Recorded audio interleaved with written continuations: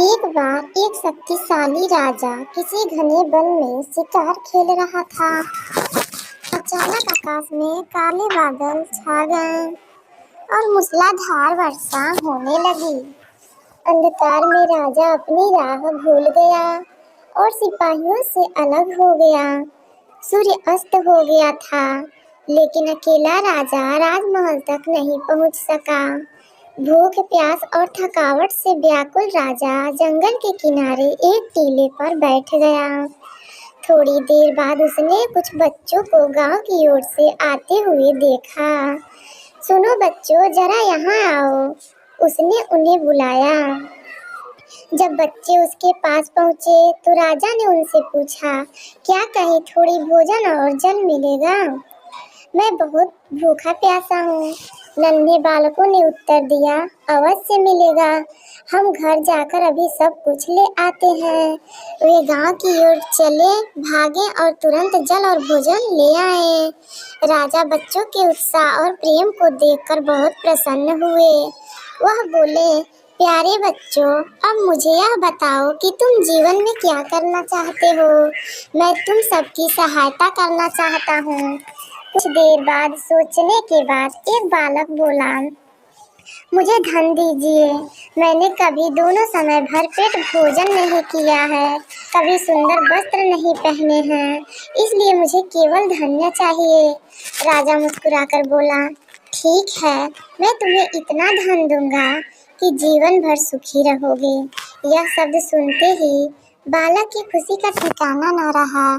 दूसरे बालक ने बड़े उत्साह से पूछा, हे राजन, क्या आप मुझे एक बड़ा बंगला और घोड़ा गाड़ी देंगे? वह उत्तर की प्रतीक्षा में सांस रोके खड़ा था।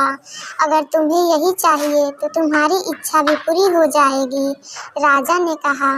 धन्यवाद, धन्यवाद, लड़के ने कहा।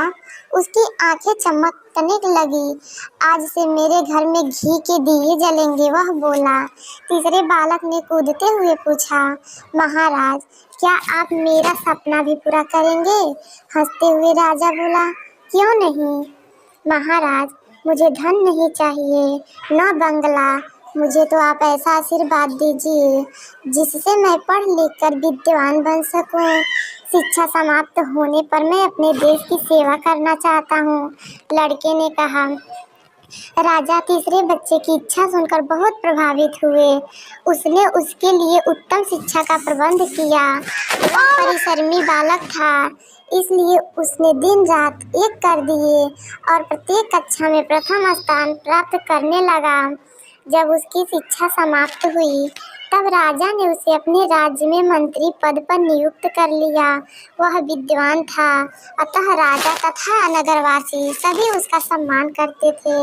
दुर्भाग्य से जिस बालक ने धन मांगा था उसने बुद्धिमानी से काम न लिया। व्यापार में उसका सारा धन डूब गया और वह फिर से निर्धन हो गया। दूसरे बालक का बंगला और गाड़ी भी एक भूकंप में नष्ट भ्रष्ट हो गए। दोनों उदास मित्र राज दरबार में अपने विद्वान मित्र से मिलने गए। उन्होंने उससे रोते हुए कहा, हम दोनों ने राजा से पुरस्कार मांगने में बड़ी भूल की। विद्वान मित्र ने उन्हें समझाते हुए कहा, धन सदा पास नहीं रहता, ज्ञान जीवन भर मनुष्य के काम आता है और उसे कोई चुरा भी नहीं सकता। शिक्षा ही मानव को विद्वान और बड़ा बनाती